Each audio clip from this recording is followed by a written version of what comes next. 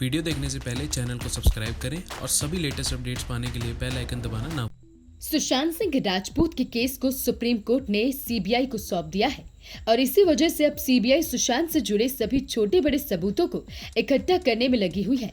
जैसा कि आप सब जानते ही हैं कि सुशांत की दुनिया से जाने के बाद बॉलीवुड के कई बड़े नाम इस केस से जुड़ रहे हैं, लेकिन इन सब के अलावा इस दौरान रिया और बॉलीवुड डायरेक्टर महेश भट्ट का नाम बहुत ज्यादा सुर्खियों में है। हर कोई इन दोनों के बीच के रिश्ते पर आवाज उठा रहा है। हालांकि दोनों में क्या रिश्ता है ये तो किसी को मालूम नहीं है, लेकिन इन दोनों की तस्वीरों को देखकर काफी चर्चा हो रही है और साथ ही हर कोई इन दोनों पर काफी उंगलियां भी उठा रहा है। काफी लोगों का मानना है कि सुशांत का दुनिया से जाने की वजह रिया और महेश भट्ट है, लेकिन सच्चाई क्या है किसी को कुछ नहीं मालूम। इसी वजह से ये केस सीबीआई को सौंपा गया है ताकि असली गुनहगार को सजा मिल सके। इन सब के अलावा कुछ ही दिन पहले रिया और महेश भट्ट की एक व्हाट्सएप चैट लीक हुई थी। आपकी जानकारी के लिए बता दें कि यह चैट 8 जून को हुई थी और इसी दिन रिया ने सुशांत का घर छोड़ा था। कुछ ही दिन पहले रिया ने एक चैनल में इंटरव्यू में बताया था कि उसने सुशांत का घर छोड़ा जरूर था, लेकिन उस वक्त वो बहुत दुखी थी।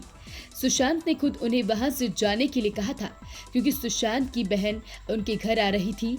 मुझे इस बात की हैरानी थी कि उस दिन मेरा एक हेल्थ सेशन था, फिर भी सुशांत ने मुझे जाने से नहीं रोका।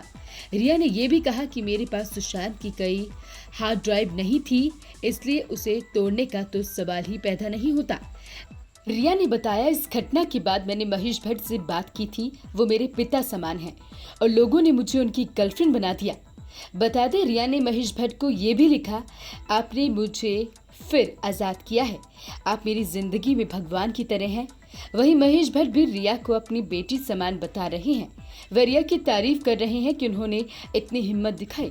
इस चैट के लीक होने के बाद कहा जा रहा है कि रिया ने अपनी मर्जी से उनका घर छोड़ा था। खैर, इस बात में कितनी सच्चाई है और कितनी नहीं ये तो सीबीआई जांच में पता लगा लेगी, लेकिन इस पर आपका क्या कहना है ये हमें कमेंट करके जरूर बताएं। इसके साथ ही हमारे चैनल को सब्सक्राइब करना ना भूलें और बेल आइकन दबाना ना भूलें।